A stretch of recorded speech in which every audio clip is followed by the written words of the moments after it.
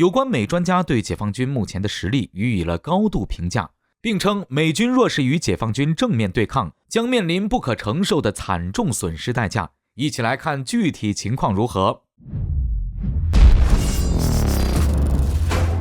各位老铁们，大家好，欢迎收看本期迷彩虎，我是虎哥。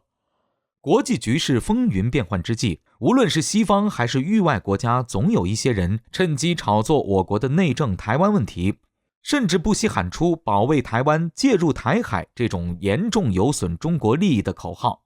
而美国的议员也趁机以切香肠式的方式挑衅，窜访台湾。对此，美国知名智库大西洋理事会战略与安全中心针对这种情况发表了一篇文章。文章中，美专家重点强调了大陆收复台湾的决心坚定和美国介入将要付出的代价。针对目前美国的亚太政策，美专家表示，当前美国的政策极有可能引起中美两国直接大打出手，这是严重不符合美国利益、有失妥当的。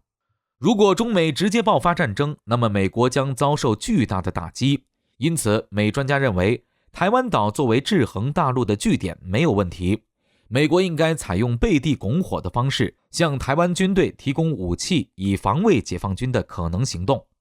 美专家认为，当前美国官方不应该再低估大陆统一事业的决心和美军干涉台海导致中美战争的可能，这两方面上要格外的注意。虎哥认为，祖国统一是全国社会的共识，也是民心所向。作为五常中唯一一个没有完成国家统一的大国，这其中有历史原因，也有现实原因。但是从49年到现在，祖国完整统一这一立场是一贯的。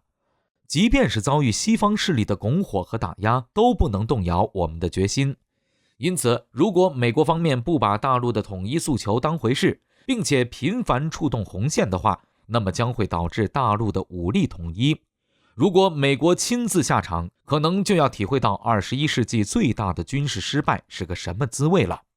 其次，美国介入战争将付出惨重的代价，甚至是遭遇毁灭性打击。虎哥认为，如果美国干涉台海，那么美国将从世界霸主地位急速坠落。而且现阶段不是美军愿不愿意下场的问题，而是有没有实力应对解放军反击的问题。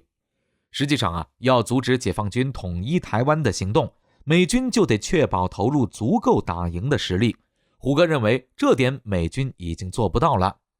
在过去的20年时间里，大陆军力突飞猛进，中美军力在亚太地区呈现此消彼长之势。到现在，美军实际上不具备在亚洲和解放军正面较量的能力。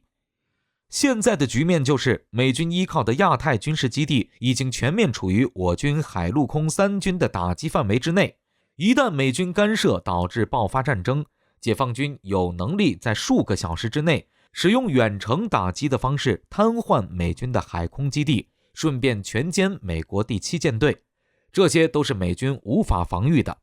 而美军想要支援，无非是空路和海路。由于其在亚太1、2岛链的军事基地早被解放军重创或是摧毁，空路支援肯定行不通，而海路就更别想了。美军海路也就是依靠航母打击群作为支援核心，护卫着本土而来的运兵船和物资船。但是得益于中国有数款针对美国航母研制的中远程高超音速反舰武器和弹道反舰导弹，正好美军还恰恰缺乏对于此类武器的防御能力。因此，中国可以确保在4000千米海域内打掉整个美国海军航母打击群，完成决胜千里之外的战略目标。所以在丧失空中和海上力量支援的情况下，美军在亚太是必败无疑的。而美国在西方国际的地位将受到严重打击，美元美股也可能会全面崩盘。到那时，美国将会遭受前所未有的重创，世界霸主的头号地位也将彻底丧失。可以说，美国在事实上已经失去了用武力干涉台海、阻止解放军的能力。这一点，美国国内有部分学者是认同的，所以他们才提出向台湾提供武器，以从中国大陆背后捅刀子的方式玩阴招。当然，虽然美国付出的代价相当巨大，这也不能说美国不会和中国进入全面热战。毕竟中美之间的利益问题远不止台海，美国国内政客俨然把中国当作了美国维持全球霸权的最大绊脚石，同时鼓动西方盟友下场，如澳大利亚和日本先后针对台湾问题发表挑衅言论，就是这个原因。因此，对于美国的图谋，我们还是要保持足够的警惕。